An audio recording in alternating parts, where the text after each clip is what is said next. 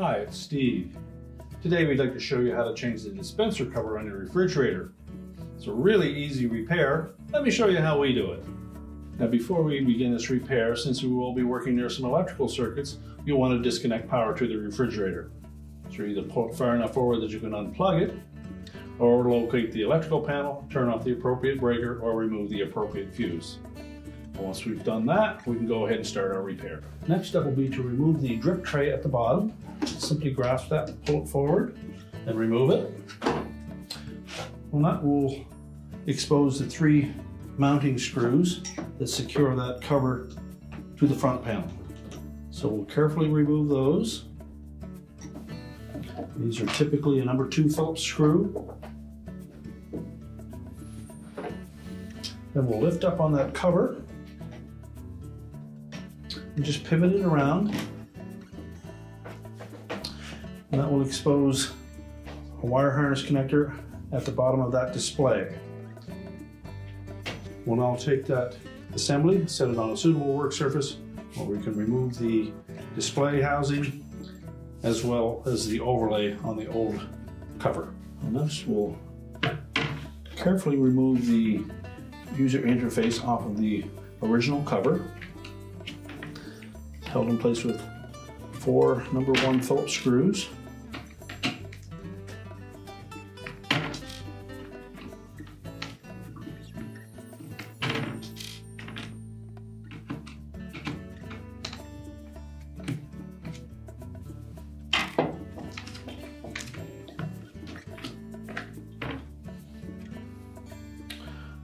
So lift the cover and these small electronic board off in one piece. If they separate, simply need to line it up between the 2 notches.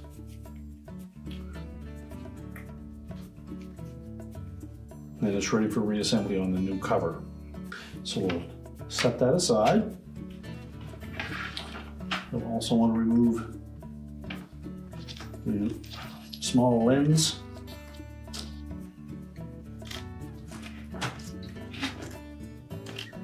There are 2 short ones and 1 longer one in the middle.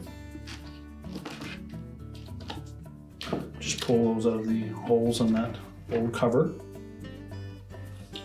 Now our next step will be to remove the overlay that is attached to the old cover.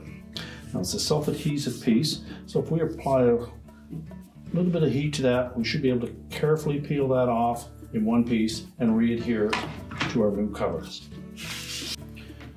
We'll just apply some gentle heat to that overlay just to soften up the glue enough that we can peel it away safely. So just be cautious that you don't hold your heat gun too long in any one place and move it around to disperse that heat properly. Now using a thin blade putty knife,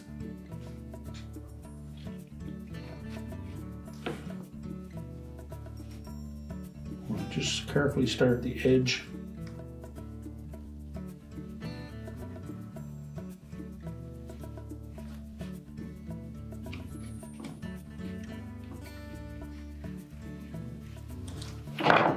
Once we have it started, we'll again apply a little bit of heat.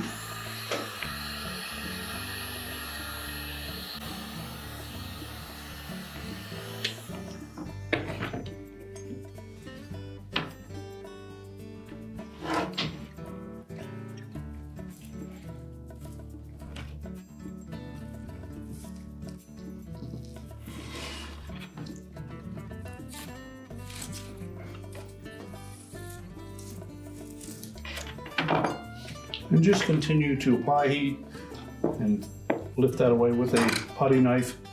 Again, being very cautious that you don't apply too much heat or too much pressure on that overlay, because we want to try to save that.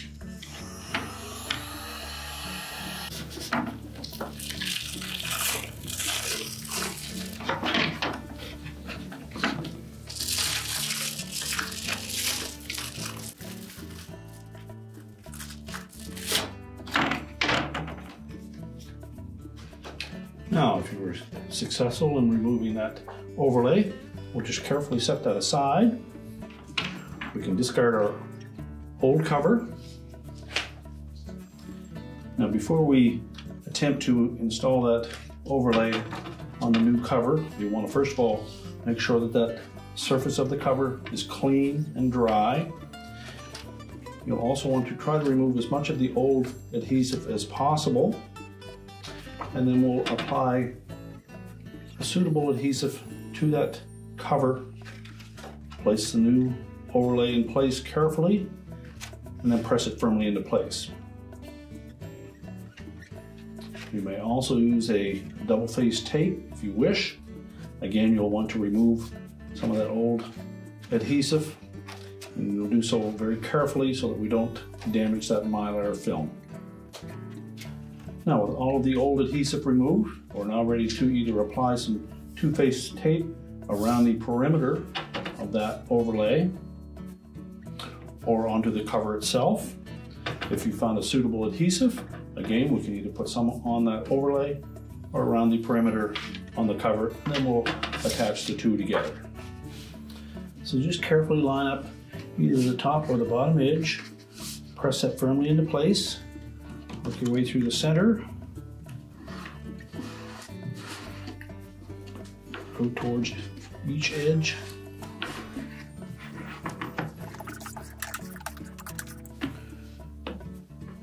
Make sure that's firmly pressed into place, and then it is tucked into the opening properly. If you've used an adhesive, you'll want to let that set up first. If you used a two-phase tape, we can go ahead and put our user interface board on already. So first we'll put our lens back in place.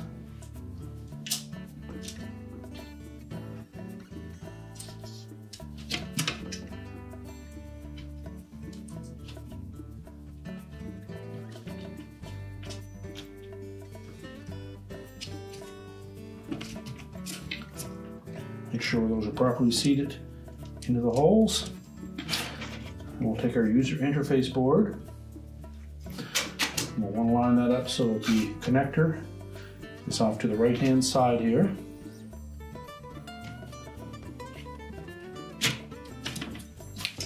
Line it up with the screw holes.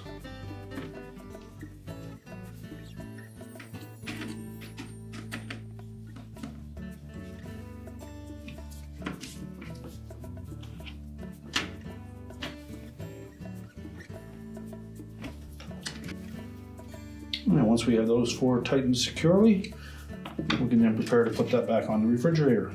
So next we'll reattach that wire harness to the user interface board.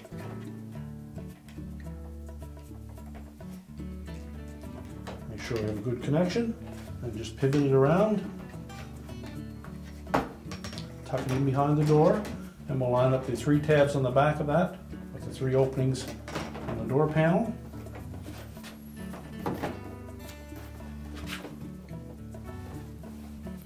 Make sure it's locked in place.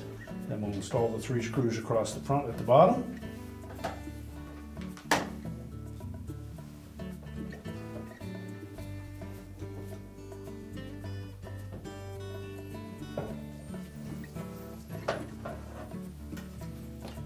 We'll reinstall that drip tray.